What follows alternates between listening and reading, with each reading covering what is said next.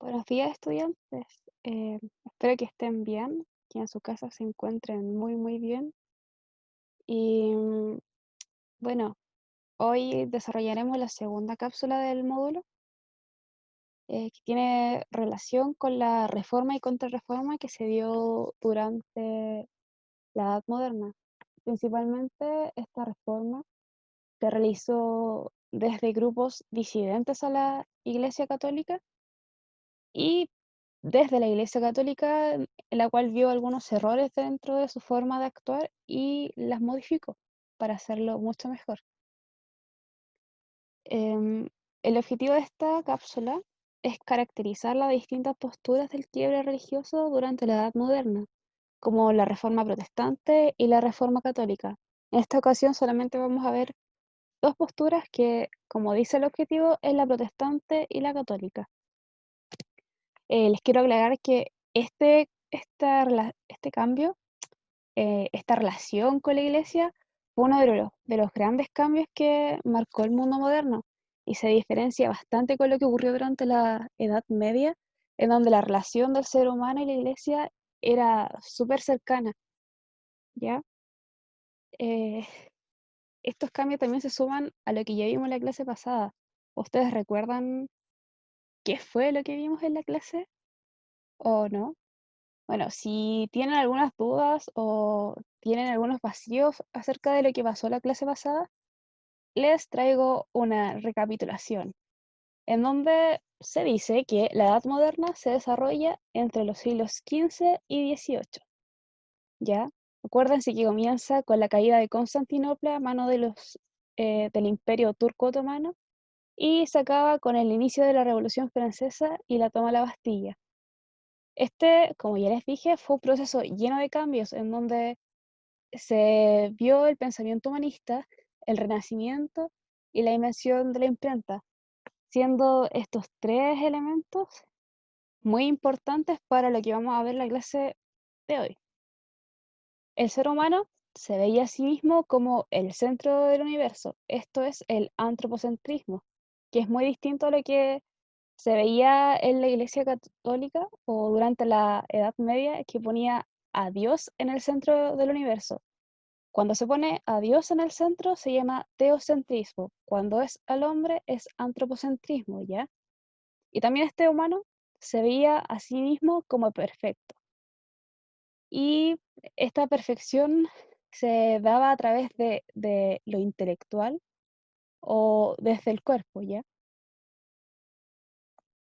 Entonces, ¿qué vamos a ver hoy?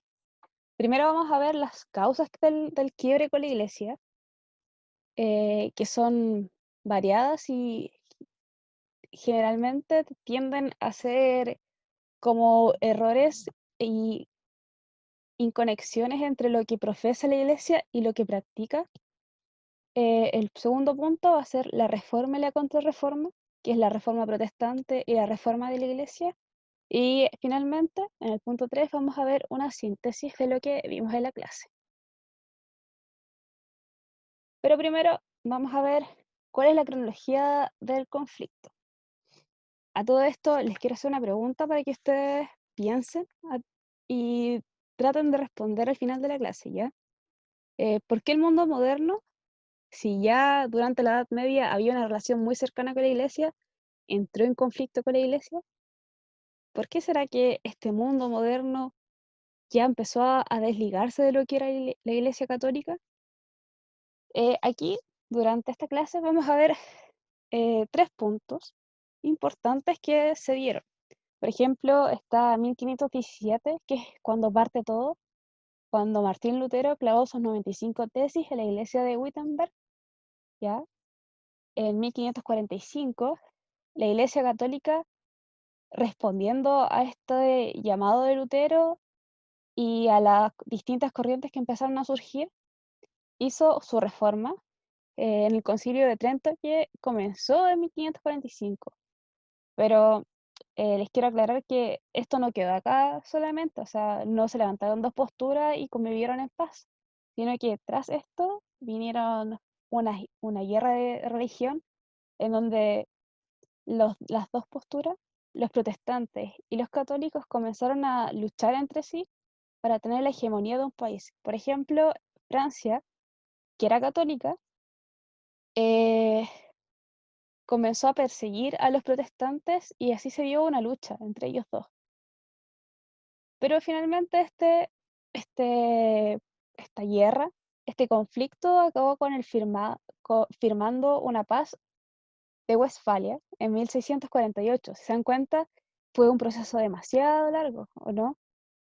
Y en esta paz de Westfalia se acordó de que ningún país podía meterse en los asuntos de otro país, ¿ya? Eh, ¿Ustedes creen que esto ocurre actualmente?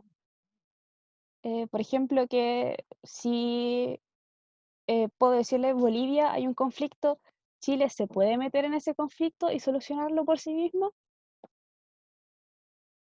¿ya? Entonces, tengo estas dos preguntitas para que ustedes comiencen a pensarlo, ¿ya? Entonces vamos a las causas, que es el primer punto.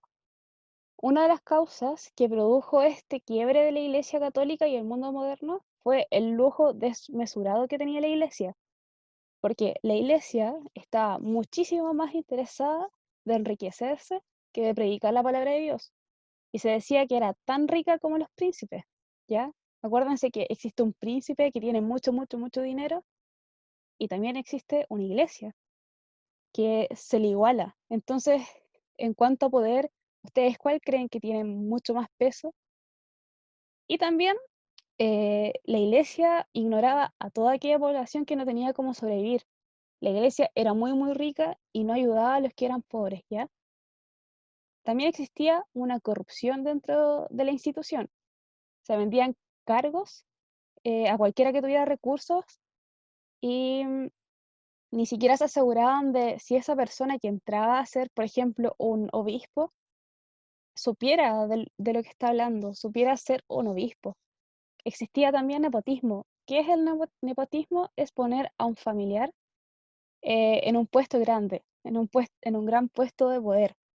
Entonces, por ejemplo, si Juan era el obispo, podía meter a Pablo, que era su hermano, también como un obispo. Entonces, había un gran poder de ciertas familias dentro de la iglesia. Y también se vendían indulgencias, que prometían reducir el tiempo en el purgatorio a la población. ¿Cuáles son estas ventas de indulgencias? Es cuando la iglesia vende un papelito, un, como cuando ustedes van de paseo y les dan una autorización. Ya, la iglesia les daba una autorización a la gente en donde reducía ciertos años en el purgatorio, porque se decía que después de la muerte el alma pasaba un periodo en el purgatorio en donde se decidía si iba hacia el cielo o hacia el infierno, ¿ya? Entonces la gente compraba estas indulgencias para salvarse a sí misma o salvar a su familia. Y por último, la tercera causa, gran causa, es el interés político que tenía el Papa, porque se decía que el Papa estaba mucho más interesado en asuntos políticos que en ser un guía espiritual. Y el foco espiritual no era lo importante para el clero, no era el número uno, como que estaba más pendiente de lo que hacía el príncipe de tal país en vez de cómo estaban sus fieles. Y esto tiene relación con aquello del lujo desmesurado, con que no ayudaba a la gente como debería hacerlo, como dice la Biblia que debería hacerlo una persona creyente, ¿ya? Ahora veremos a Martín Lutero, que como les dije, fue uno de fue el principal eh, protagonista de esta reforma protestante. Entonces, Martín Lutero fue un monje germano que vio que Roma y la Iglesia Católica estaban haciendo ciertas cosas mal, ¿ya? Y decidió clavar 95 tesis en contra de esas prácticas. Atacó la venta de indulgencias, y como le dije, esta autorización para reducir años en el purgatorio, ya que decía que lo único que salvaba el alma de la persona era la fe. O sea, tú podías hacer cualquier cosa, podías cometer un pecado, podías no comprar estas indulgencias y al morir tu alma se salvaría a sí misma si tú fuiste una persona creyente.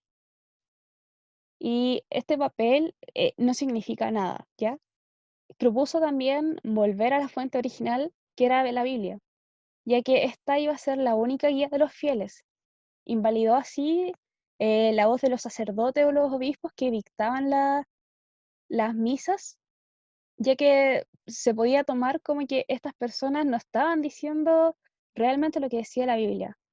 Y mantuvo solo dos sacramentos, que originalmente eran siete, y estos dos fueron el bautismo y la comunión, ya que decía que estas dos cosas sí aparecen en la Biblia. Entonces, se tiene que hacer. También, que esto fue una de las cosas más importantes y que está ligada principalmente con uno de los temas que vimos en la clase pasada, que era la invención de la imprenta, hizo una liturgia o una misa o una reunión mucho más participativa. ¿Esto qué quiere decir? Él decía que, por ejemplo, las personas que hablaban en alemán, la gente pobre que hablaba en alemán, ¿por qué tenía que recibir una misa en latín si el latín no todos lo sabían? Solamente lo sabía hablar el clero y parte de la nobleza. Entonces, lo que hizo fue hacer masificar estas Biblias en el idioma nativo de las personas. De hecho, la primera Biblia que se reprodujo, y que fue gracias a la invención de la imprenta, fue en alemán. Martín Lutero, en una de sus tesis, dice esto, y que yo lo encontré muy interesante y quería compartirlo con ustedes. Él se preguntaba, ¿por qué el Papa, cuya fortuna es hoy más abundante que la de los opulentos ricos, no construye tan solo una basílica de San Pedro de su propio dinero, en lugar de hacerlo con el de los pobres creyentes? ¿Ya? Se decía que la Iglesia Católica vendía estas indulgencias para que el Papa pudiera construir una basílica de San Pedro, pero como ya vimos, el Papa ya en sí era rico, tenía mucha, mucha riqueza. ¿Y ustedes qué creen que habrá pasado acá? ¿Es bueno que el Papa haya usado el dinero de los pobres para construir algo? Si ya tenía dinero, esto pasa actualmente, ¿no? Que una persona con mucho poder le quita el dinero a los pobres para hacer algo más. Pero ya, vamos a la Reforma Católica. ¿Qué fue esta reforma? Aquí se reformuló lo que era el Tribunal de Inquisición, esta Inquisición que perseguía a ciertas personas que estaban en contra de sus ideales durante la Edad Media, y se prohibió algunos textos como la Biblia en el idioma nativo. O sea, solamente se podía leer la Biblia en latín y no como Martín Lutero decía que tenía que ser en alemán, en francés, en español, ya.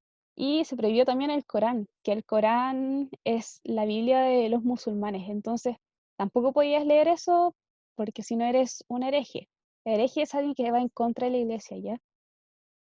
Entonces se llevó a cabo el Concilio de Trento entre 1545 y 1563 con la finalidad de corregir los errores y reafirmar los dogmas de la fe católica.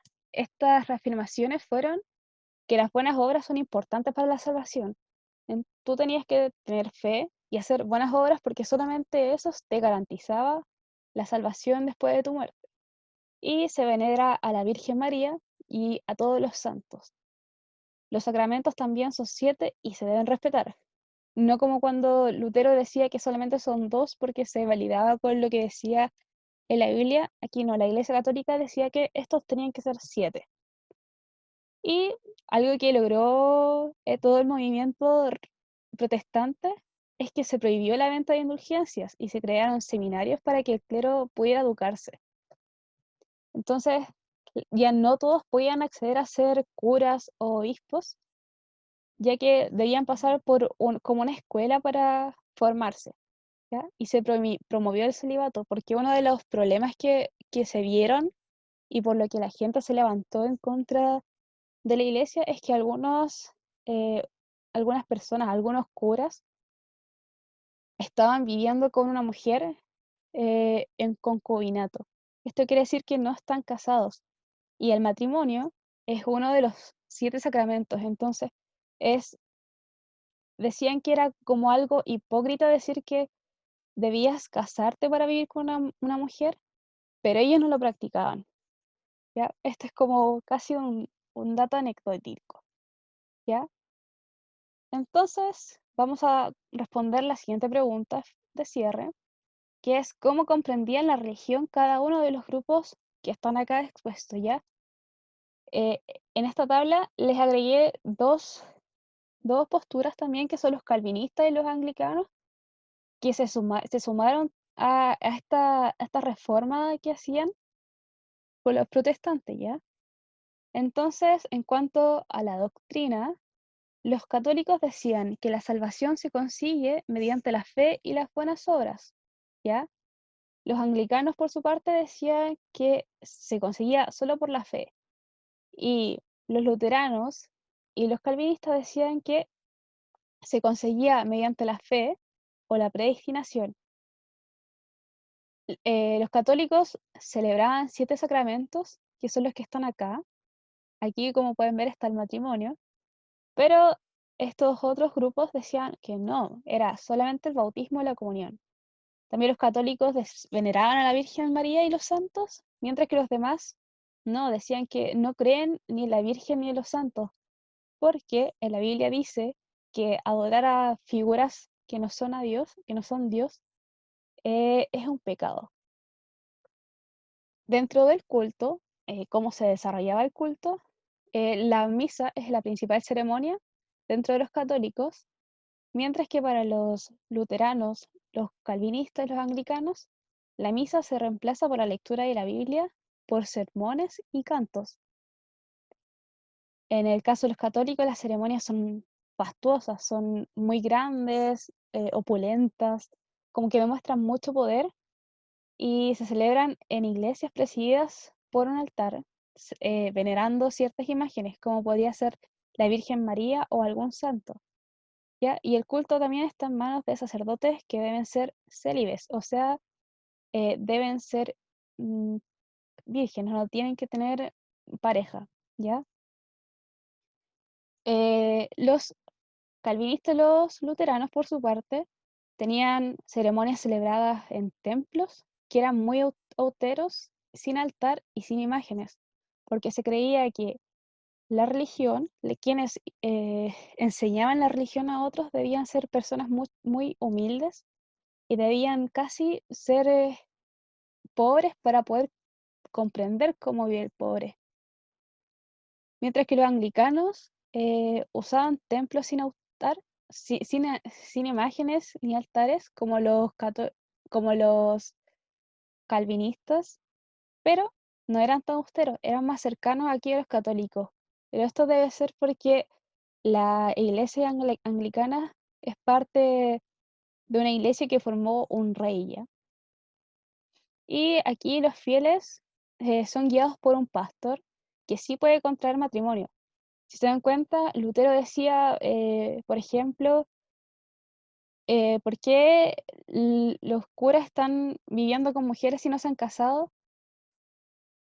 Y siendo que es uno de los 7 sacramentos, pero aquí sí se da el permiso para que quien profese la religión esté casado con alguien. Y por último, dentro de la organización, para los católicos, el Papa es el jefe supremo de la Iglesia, cosa que continúa hasta el día de hoy. Y hay una jerarquía eclesiástica en donde hay obispos y cardenales. Mientras que aquí en los calvinistas y los luteranos no hay obediencia al Papa y no existe el obispo ni los cardenales, existe un pastor. Los anglicanos, como les dije aquí, el rey es la máxima autoridad religiosa. Este rey partió siendo Enrique VIII, ¿ya?